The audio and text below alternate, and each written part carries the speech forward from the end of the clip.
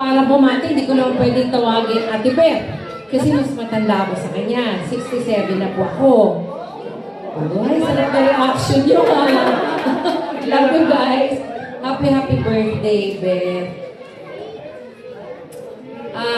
Number one, yung wish ko sa'yo, lagi naman ng mga wish, pero number one yung good health. Good health, tsaka peace of mind. Positive lang sa buhay. Di ba? At saka, yung lagi ka lang masaya.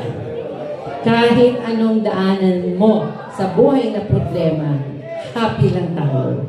Yun lang. Happy birthday and God bless you. Thank you.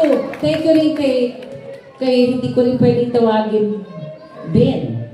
Ben, thank you for inviting sa amin, ha? Ipag-imbita sa amin. Kahit ho, taga-Paranaque ho kami, at bumabagyo, talaga pong pumunta kami dito sa birthday mo. Dahil nag-meet ho kami ni Beth. Sa binyag ni Ente, hindi tama ba? Nakita tayo doon. Ayan. Kaya promise ko, hello. Ayan, happy birthday. Huwag niyo ko pa sa'yo eh. God ko, ha? Alam niyo, kung meron marunong mag-TikTok dito, sasabayan ko na lang. Ano ba yung gusto ko na? Madali na, ay. Alam mo, dyan pa rin sa'yo lang kasi na naman ko. Ano, no?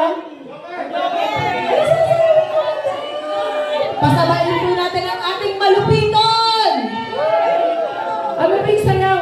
Kung mga napasabay ako sa sayaw kanina nung apat, kabisado ko yung sayaw. Ulala! Ulala talaga. Anyway, actually, yung pag-TikTok ko, paminsan-minsan ka lang ginagawa. Hindi na ako talaga sumasayaw ng ganun. Hindi na yung sumasayaw talaga. Pero minsan trying hard sumayaw, first love natin yan.